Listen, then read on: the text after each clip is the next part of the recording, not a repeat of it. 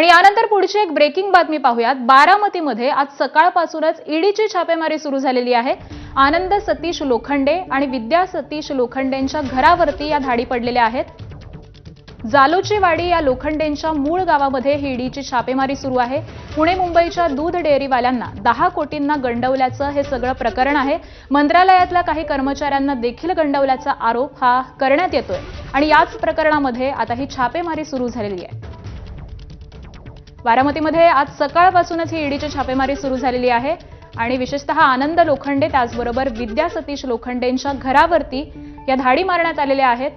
जालोची वाडी हा सगळा परिसर आहे आणि लोखंडेंच्या मूळ गावामध्ये ही ईडीची छापेमारी घालण्यात येते आणि अपडेट देतात आमचे प्रतिनिधी सूरज सावंत। सूरज, नक्की हा जो प्रकरण आहे त्या प्रकरणी आता हा जो कपल आहे आनंद आणि विद्या लोखंडे या दोघांवर 10 कोटींचे गंडवण्यात 10 कोटीचे फसवणीचे गुन्हा दाखल आहे। मुंबई ईओडब्ल्यू देखील यामध्ये तपास करत आहे।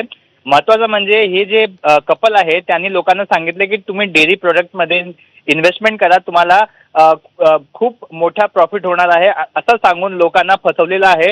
या फसवणुकीमध्ये हे असे दावा करायचे की हे कुठल्या तरी पॉलिटिकल पार्टीचे नेत्यांचे खूप करीबी आणि जवळचे आहेत, त्यामुळे ह्यांना प्रेस्टीज आहे आणि बऱ्याच पॉवर आहे असेही लोकांना फसवायचे।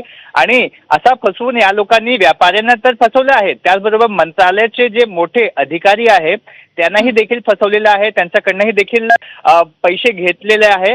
सध्या या प्रकरणी मुंबई ईओडब्ल्यू ही देखील तपास करत आहे। आता ईडीनेही देखील चौकशी सुरू केलेली आहे। आज धाड सत्र सुरू आहे, जे एव्हिडन्स आहे ते गोळा करण्याचं काम सुरू आहे। बरोबर आहे, त्यामुळे ईडीनं धाड टाकण्यासाठी आता सुरुवात केलेली आहे। यामध्ये काय घडतं पाहणं महत्त्वाचं ठरणार आहे। धन्यवाद सूरज या माहितीसाठी।